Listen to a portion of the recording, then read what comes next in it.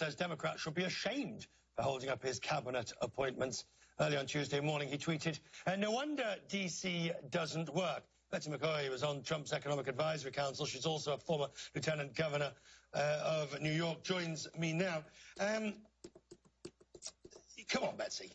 You and I have talked many times, but the speed of deterioration of comity in Washington and the level of confusion, I'm not saying crisis or chaos, just confusion.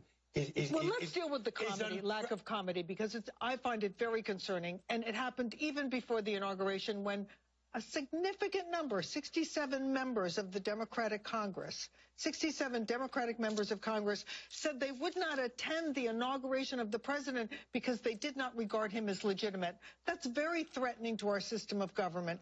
And then... Oh, now, hang on. It's no more... Whoa. If we're going to go down threatening to systems of government, no more threatening than the president-elect and then the president saying that 3 to 5 million people voted illegally without having a shred of evidence. He does have a shred of evidence. Let me point out that the Pew Foundation, a nonpartisan group, has found that 1 out of every 8 names on the voter rolls is either dead or a fictional, right, or a duplicate. So, in fact, these voter rolls must be cleaned up. And that same Pew report found no evidence that any of those people had voted. And more than that, none of the secretaries of state... they are elected. Let me point out, they are elected. Even in Republican states. That's right, but if they're elected and if they claim that the votes were irregular, it would mean they were not doing their job. That's why they all say it's all above board. I am glad that the new president is willing to investigate voter fraud, and I want to know what the Democrats are afraid of. Right. You have brilliantly taken me down a rabbit warren that I didn't want to go down. I wanted to say, let's get back to the economic agenda, please. Okay. So TPP is gone. Yes.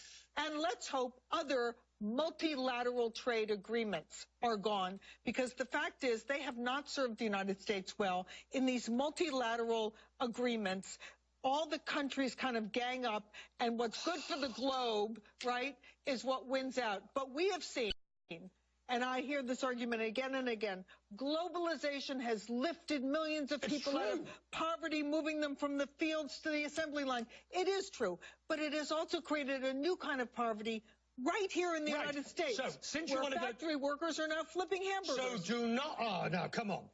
I heard this again and again at the IMF in Davos. And it's true. And it's true. Donald Trump vowed to turn it around. He's the promise keeper, and that's why he won those Rust Belt states. Hang on.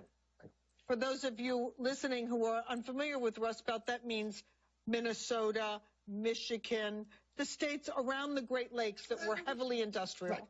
Right. That is a failure, Betsy, of U.S.